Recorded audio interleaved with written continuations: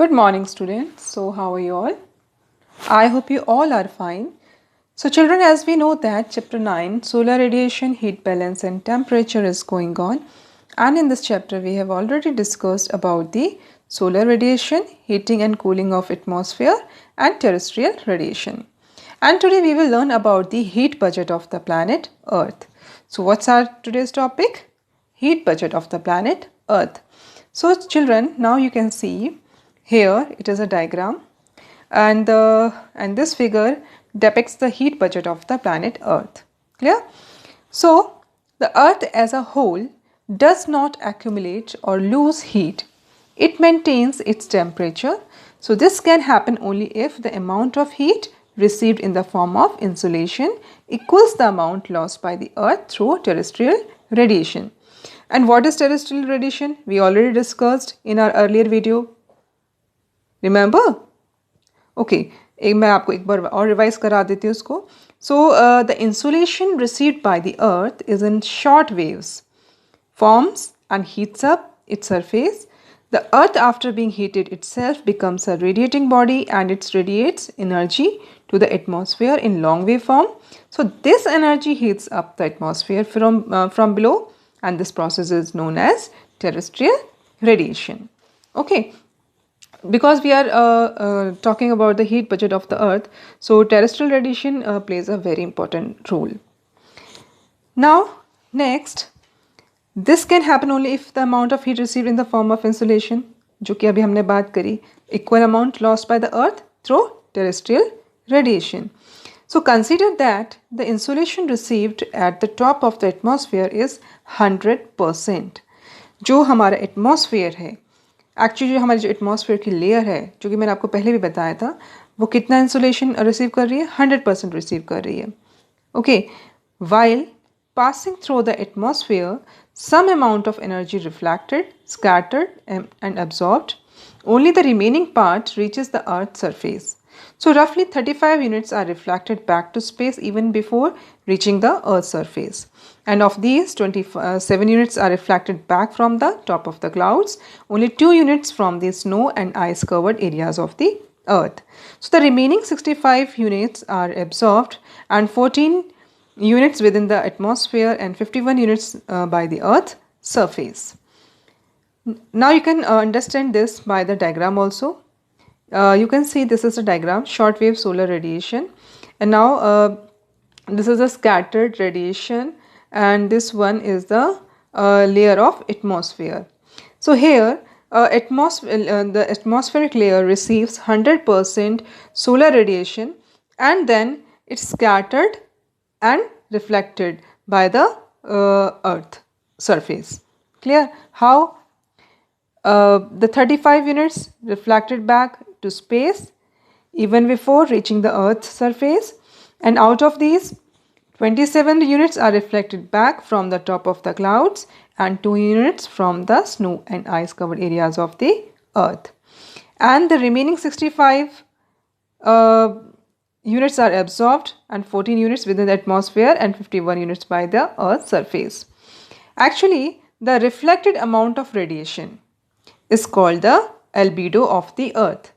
When Earth receives isolation and some part of this energy or the heat reflected back to the space again, so this process called the albedo of the Earth. Clear? Okay. Then we already discussed the other unit also, like 17 units of the radiate to the space directly, and the remaining 34 units are absorbed by the atmosphere, and out of this 6 units absorbed directly by the atmosphere and 9 units through convection and turbulence and 19 units through latent heat of condensation. So around 48 units absorbed by the atmosphere, and in this 14 units from insolation plus 34 units from terrestrial radiation are also radiated back into the space. So the total radiation returning from the Earth and the atmosphere respectively is 65 units, which balance the total of 65 units received from the Sun. So this is termed the heat budget or heat balance of the Earth.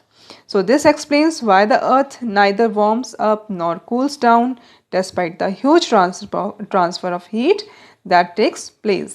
बहुत सारी heat आ रही है और वो क्या हो रही है, बाद में धीरे धीरे करके वापस भी जा रही है। तो इस वजह से जो हमारी अर्थ है ना तो बहुत ज़्यादा गर्म होती है और ना ही बहुत ज़्यादा ठंडी होती है। Clear? Now come to the next, variation in net heat budget at the earth surface. अब जो वेरिएशन देखा जाता है हीट बजट का अर्थ सरफेस के ऊपर वो क्या है? So there are variations in the amount of radiation received at the earth's surface, and some part of the earth has surplus radiation balance while the other part has deficit.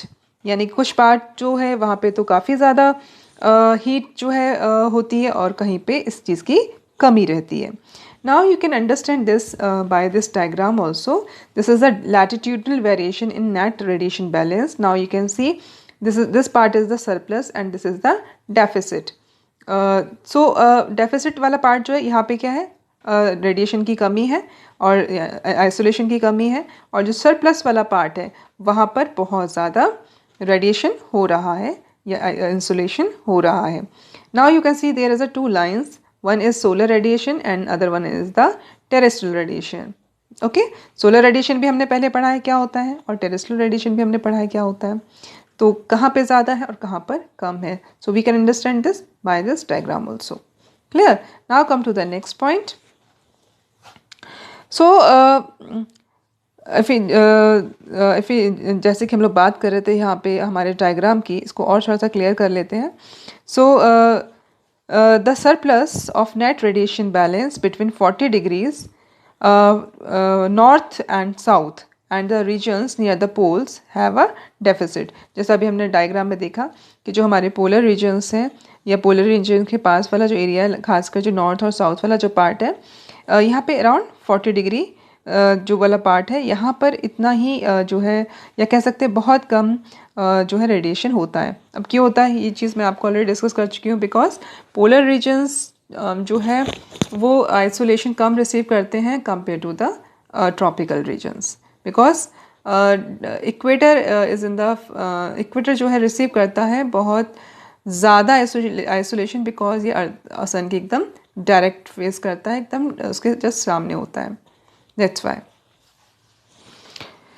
So the surplus heat energy from the tropics is redistributed polewards, and as well result the tropics do not get progressively heated up due to the accumulation of excess heat, or the high latitudes get permanently frozen due to excess deficit.